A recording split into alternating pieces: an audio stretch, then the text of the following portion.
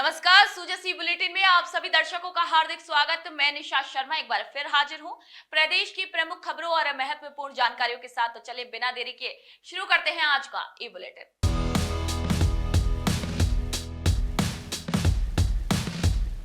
सबसे पहली खबर की ओर रुख करेंगे, जहां पर मुख्यमंत्री श्री भजनलाल शर्मा ने पंडित दीनदयाल उपाध्याय अंत्योदय की शुरुआत की, जिसके तहत गरीबी मुक्त गांव योजना के लिए 300 करोड़ रुपए का प्रावधान भी इसके तहत किया गया है। राजस्थान सरकार ने गांव को गरीबी से मुक्त करने की दिशा में एक बड़ा कदम उठाते हुए पंडित दीनदयाल उपाध्याय गरीबी मुक्त गांव योजना का शुभारंभ किया है। मुख्यमंत्री श्री भजनलाल शर्मा की इस पहल के तहत पहले चरण में 5000 गांव का चयन किया गया है। योजना के लिए 300 करोड़ रुपए का भी प्रावधान किया गया है, जिसका उद्देश्य चयनित बीपीएल ग्रामीण परिवारों को आर्थिक संबल प्रदान कर उन्हें गरीबी रेखा से ऊपर लेकर आना है। ये योजना राजस्थान के ग्रामीण क्षेत्रों के सामाजिक और आर्थिक परिदृश्य को एक नया आयाम देने में भी मील का पत्थर साबित होगी। इस योजना के तहत जो परिवार अपने प्रयासों से गरीबी रेखा से ऊपर आ चुके हैं, उन्हें भी सम्मान स्वरूप 21,000 रुपए की प्रोत्साहन राशि दी जा रही है।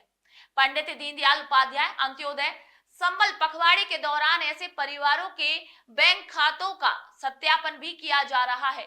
वहीं कुल 22,400 परिवारों के खातों में डीबीटी के माध्यम से ये प्रोत्साहन राशि हस्तांतरित की जाएगी, जिसमें से अब तक 17,891 परिवारों के बैंक खातों का सत्यापन हो चुका है।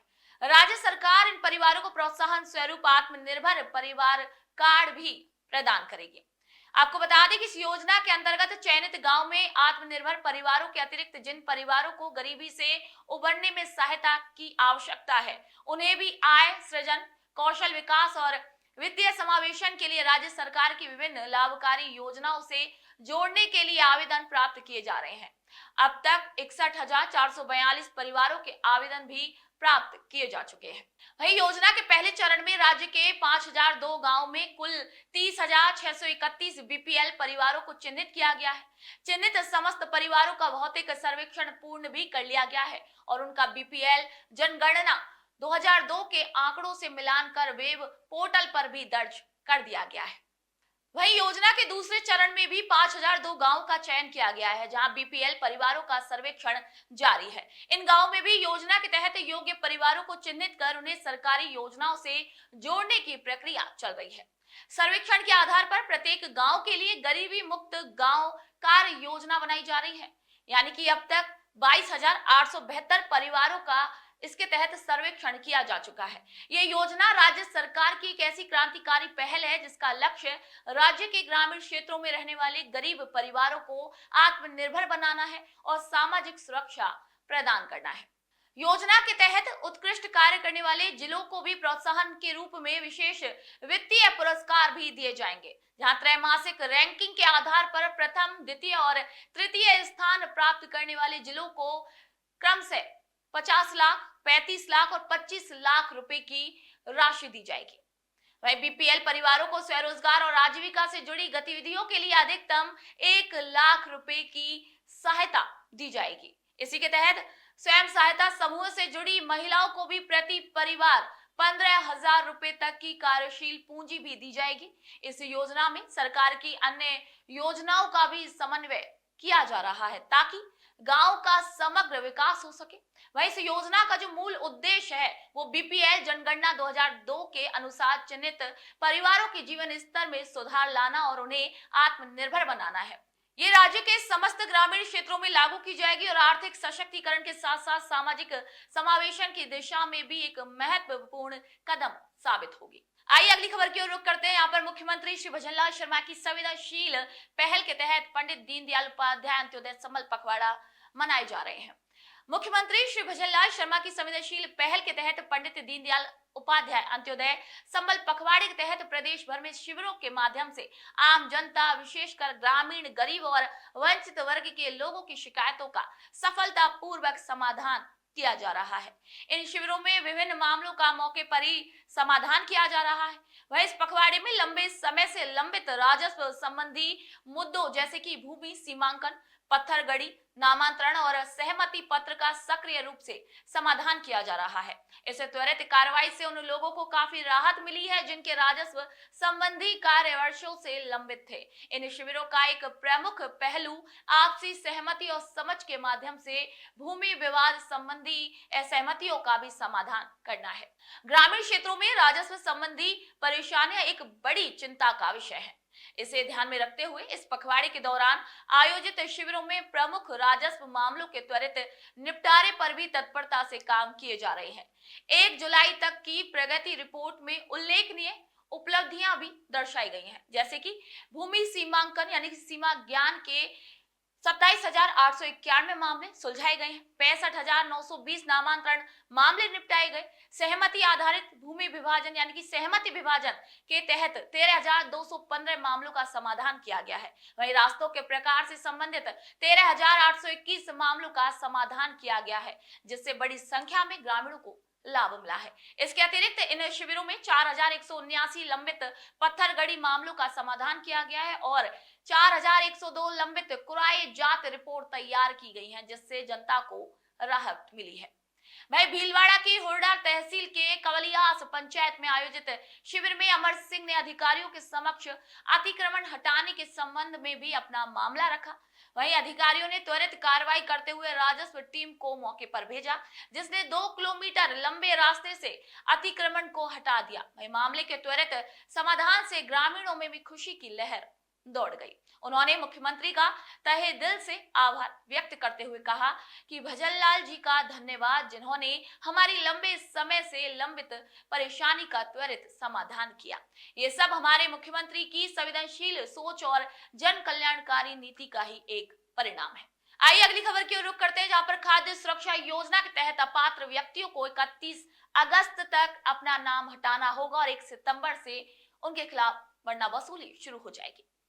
मुख्यमंत्री श्री भजनलाल शर्मा के मार्गदर्शन में राज्य सरकार समाज के वंचित वर्ग के उत्थान के लिए निरंतर कार्य कर रही है। मुख्यमंत्री ने स्पष्ट निर्देश दे दिए हैं कि अंतिम पंक्ति में खड़े व्यक्ति को सरकारी योजनाओं से जोड़कर समाज की मुख्य धारा में शामिल किया जाए।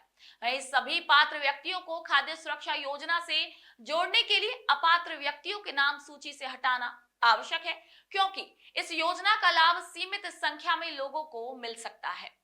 खाद्य विभाग ऐसे अपात्र व्यक्तियों को स्वेच्छा से खाद्य सुरक्षा सूची से अपना नाम हटाने के लिए गिव अप अभियान चला रहा है। वहीं राजस्थान खाद्य सुरक्षा नियम 2023 के मुताबिक यदि कोई भी सदस्य आयकर दाता है या फिर किसी सरकारी, अर्ध सरकारी या स्वायत्त संस्थान में कर्मचारी है या उसकी वार्षिक पारिवारिक आय 1 लाख से अधिक है या उसके पास 4 पहिया वाहन यानी कि आजीविका के लिए उपयोग किए जाने वाले वाहन जैसे ट्रैक्टर को छोड़कर, तो वह परिवार खाद्य सुरक्षा योजना में शामिल होने के लिए अपात्र है।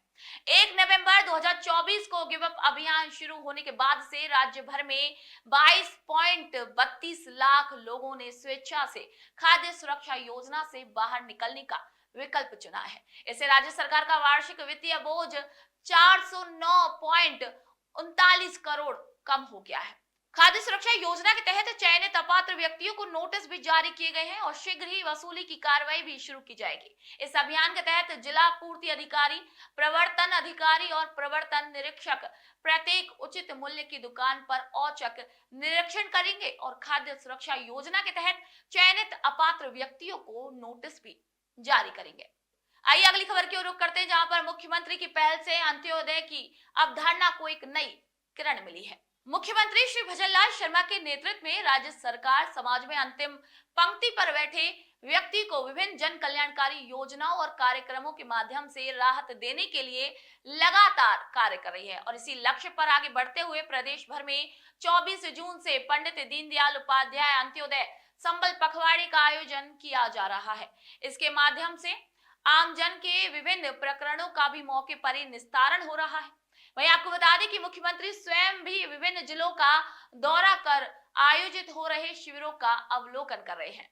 पंडित दीनदयाल उपाध्याय द्वारा प्रतिपादित अंत्योदय की अवधारणा को धरातल पर मूर्त रूप देने के लिए राज्य सरकार द्वारा संबल पखवाड़े का 24 जून से 9 जुलाई तक आयोजन किया जा रहा है और इसी दौरान मुख्यमंत्री श्री भजनलाल शर्मा भी विभिन्न योजनाओं के लाभार्थियों से संवाद करेंगे। आइए एक नजर डालते हैं मुख्यमंत्री के आगामी शिविर अवलोकन के कार्यक्रमों पर।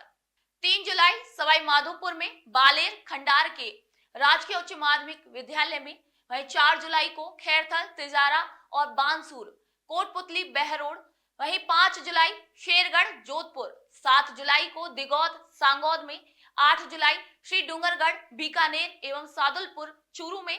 वहीं आपको बता दें कि इन शिविरों में आमजन के राजस्व, पेयजल, स्वास्थ्य, पेंशन सहित विभिन्न कार्यों को त्वरित गति से निष्पादित भी किया जा रहा है, जिससे वंचित और गरीब वर्ग को राहत मिली है।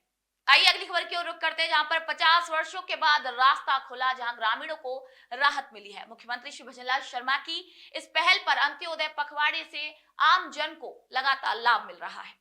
मुख्यमंत्री श्री भजनलाल शर्मा की पहल पर प्रदेश भर में आयोजित पंडित दीनदयाल उपाध्याय अंत्योदय संबल पखवाड़े के तहत लगे शिविरों से आम लोगों को काफी राहत मिल रही है। ग्रामीण क्षेत्रों की प्रमुख परेशानियां राजस्व से संबंधित रहती हैं। इनके निष्पादन से किसान, मजदूर और जरूरतमंद व्यक्ति को व्यापक स्तर पर राहत भी पहुंचाई जा सकती है। पखवाड़े के तहत आयोजित शिविरों में राजस्व प्रकरणों के निष्पादन का कार्य भी तत्परता से किया जा रहा है। शाहपुरा ग्राम पंचायत निवासी मुन्ना लाल को आयोजित शिविर में 7 साल बाद अपना नाम, पहचान और पुरखों की विरासत मिली। मुन्ना लाल ने ये बताया कि भूमि में उनका और अन्य खातेदार पूर्व में रिकॉर्ड में दर्ज थे, लेकिन ऑनलाइन जमाबंदी में नाम हट गए थे। वहीं जोधपुर में ग्राम पंचायत सीडली में आयोजित शिविर में वर्षों पुरानी एक बड़ी परेशानी का भी समाधान किया गया, जहां शिविर में ऊपरी अधिकारियों ने तत्परता दिखाते हुए भू अभिलेख निरीक्षक से रिपोर्ट तलब की। वहीं तहसीलदार ने मौके पर ही सभी नामों को पुनः रिकॉर्ड में जोड़ा। इससे मुन्ना लाल सहित अन्य लोगों को तत्काल इससे राहत मिल गई। वहीं बराड़ा ग्राम पंचायत में आयोजित शिविर में किशन सिंह को भूमि का मालिकाना हक मिला। उन्होंने वर्ष 1997 में एक कृषि भूमि क्रय की थी, लेकिन प्रशासनिक त्रुटि के चलते उक्त भूमि किसी अन्य किशन सिंह के वारिसों के नाम दर्ज हो गई थी। ये मामला करीब 28 वर्षों से लंबित था। वही संबंधित भूमि की पुनः मूल खातेदार किशन सिंह के नाम दर्ज करते हुए मौके पर ही जमाबंदी की नकल उन्हें सौंपी गई। आपको बता दें कि अब तक जुलाई की प्रगति रिपोर्ट के मुताबिक पखवाड़े में 27,891, सीमा ज्ञान 65,920, नामांतरण 13,215, सहमति विभाजन और 13,821 रास्तों के प्रकरणों को निस्तारित करते हुए बड़ी संख्या में ग्रामीणों को लाभ पहुंचाया गया है। शिविरों में राजस्व संबंधी प्रकरणों में अब तक 4,179 लंबित पत्थरगड़ी प्रकरणों का निस्तारण किया गया है और 4,102 लंबित कुरेजात रिपोर्ट तैयार कर जनता को राहत दी गई है। ग्राम पंचायत इमाम नगर रावड़िया के शिविर में खातेदार हीराराम जाट ने भी ये बताया है कि उनकी जमीन की जमाबंदी में खसरा संख्या सही है, लेकिन ऑनलाइन नक्शे में से गलत दर्शाया गया। राजस्व विभाग ने मौके पर ही जाकर नक्शा और काश्त अनुसार बंटवारा प्रस्ताव तैयार कर शिविर प्रभारी के समक्ष स्वीकार करवाया। शिविर प्रभारी ने तत्काल इस पर कार्रवाई करते हुए ऑनलाइन रिकॉर्ड को सही करवाया और सही नकल जारी कर लाभार्थी को उपलब्ध करवाया। वही ग्राम पंचायत गजसिंहपुरा में आयोजित शिविर में 65 वर्षीय शायती देवी ने वर्षों से सह खातेदारी भूमि पर काबिज होने के बावजूद अलग अलग नामांतरण और बंटवारा नहीं होने की परेशानी बताई। इस समाधान पर शायती देवी सहित सभी सह खातेदारों ने खुशी जताई और राज्य सरकार और प्रशासन का तहे दिल से धन्यवाद ज्ञापित किया। आपको बता दें कि साहिब सिंह वाला ग्राम पंचायत में आयोजित शिविर में भी जगजीत सिंह ने अपने नाम के शुद्धिकरण के लिए प्रार्थना पत्र प्रस्तुत किया था, जहां नाम सही नहीं होने के कारण उन्हें योजनाओं का लाभ नहीं मिल रहा था। सहायक शिविर प्रभारी ने तुरंत इस पर कार्रवाई करते हुए हल्का पटवारी और भू अभिलेख निरीक्षक से जांच रिपोर्ट मंगवाई है। वहीं तत्काल जगजीत सिंह के स्थान पर जगजोत सिंह शुद्ध करते हुए रिकॉर्ड में दर्ज करने के आदेश जारी किए गए। वहीं जगजोत सिंह ने मुख्यमंत्री श्री भजनलाल शर्मा का तहे दिल से आभार भी व्यक्त किया। वहीं हिंदौली की बसोली ग्राम पंचायत के ग्रामीणों के लिए भी अंत्योदय शिविर बड़ी राहत लेकर आया, जहां पर मजरा खौनिया रोड से मोतीपुरा तक जाने वाला सार्वजनिक रास्ता राजस्व रिकॉर्ड में दर्ज नहीं था, इसीलिए केवल सड़क नहीं बन पा रही थी। बारिश में रास्ता कच्चा होने से कीचड़ फैल जाता है, जिससे आने जाने में भी काफी कठिनाई होती है। वहीं ग्रामीणों की इस परेशानी को शिविर में प्रभारी ने गंभीरता से लिया और अधिकारियों को तुरंत मौके पर भेजा। अधिकारियों ने रास्ते का निरीक्षण किया और ये रास्ता सिवायाचक भूमि खसरा से होकर गुजर रहा था। वहीं मौका मुआयने के बाद तुरंत इस रास्ते का प्रस्ताव तैयार कराया गया और राजस्व रिकॉर्ड में इसे दर्ज करने की प्रक्रिया भी शुरू कर दी गई। अपनी बरसों पुरानी इस परेशानी का समाधान होने पर ग्रामीणों ने मुख्यमंत्री जी का तहे दिल से आभार व्यक्त किया और कहा कि पंडित दीनदयाल उपाध्याय अंत्योदय संबल पखवाड़ा सही मायनों में जरूरतमंदों के लिए एक संबल बनकर आया है। आइए अगली खबर की रुख करते हैं, जहां पर राजस्थान की स्वास्थ्य सेवाएं मिसाल बन रही हैं। मुख्यमंत्री श्री भजनलाल शर्मा ने ये कहा है कि राज्य सरकार के अथक प्रयासों से प्रदेश की स्वास्थ्य सेवाओं में अभूतपूर्व सुधार आए हैं और वे देश भर में मिसाल बन रही है। उन्होंने ये जोर दिया है कि गांव ढाणी से लेकर शहरों तक गुणवत्तापूर्ण स्वास्थ्य सेवाएं और सुविधाएं सुनिश्चित की जा रही हैं, जिससे कि निरामय राजस्थान के संकल्प की ओर भी तेजी से आगे बढ़ा जा रहा है। आपको बता दें कि श्री शर्मा मंगलवार को एसएमएस मेडिकल कॉलेज परिसर में जयपुर मेडिकल एसोसिएशन द्वारा आयोजित डॉक्टर्स डे कार्यक्रम को संबोधित कर रहे थे और इसी दौरान मुख्यमंत्री ने प्रदेशवासियों के स्वास्थ्य को बेहतर बनाने में सक्रिय योगदान देने के लिए चिकित्सकों का आभार व्यक्त किया। डॉक्टर्स डे की शुभकामनाएं देते हुए मुख्यमंत्री ने कहा कि ये दिन उत्कृष्ट चिकित्सक के रूप में मानवता की सेवा में अभूतपूर्व योगदान देने वाले डॉक्टर विधान चंद्र रॉय को समर्पित है।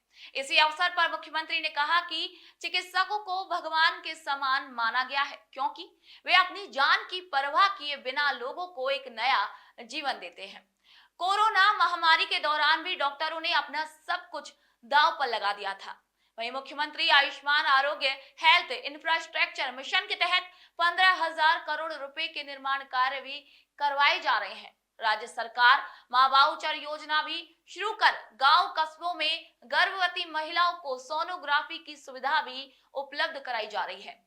राज्य में अब तक 6 करोड़ से अधिक आभा आईडी भी बनाई जा चुकी है और इसी आभा आईडी के बनने से राजस्थान देश में दूसरे स्थान पर आ गया है। मुख्यमंत्री ने कहा कि राज्य सरकार ने रोगियों की पीड़ा को समझते हुए चिरंजीवी योजना की खामियों को दूर कर मुख्यमंत्री आयुष्मान आरोग्य यानी कि मां योजना लागू की। इस योजना में अब एलोपैथी से लेकर आयुष पद्धति और सामान्य बीमारियों से लेकर ट्रांसप्लांट और रोबोटिक सर्जरी तक उपचार की सारी सुविधा मिल रही है। मां योजना में 2300 से अधिक पैकेज शामिल किए गए हैं। योजना में प्रतिदिन करीब 8,000 मरीजों को उपचार मिल रहा है। वहीं मुख्यमंत्री ने बताया कि प्रदेश में स्वास्थ्य सुविधाओं के विस्तार के मद्देनजर राज्य सरकार ने चिकित्सा क्षेत्र में 24,000 से अधिक पदों पर भर्तियां की हैं।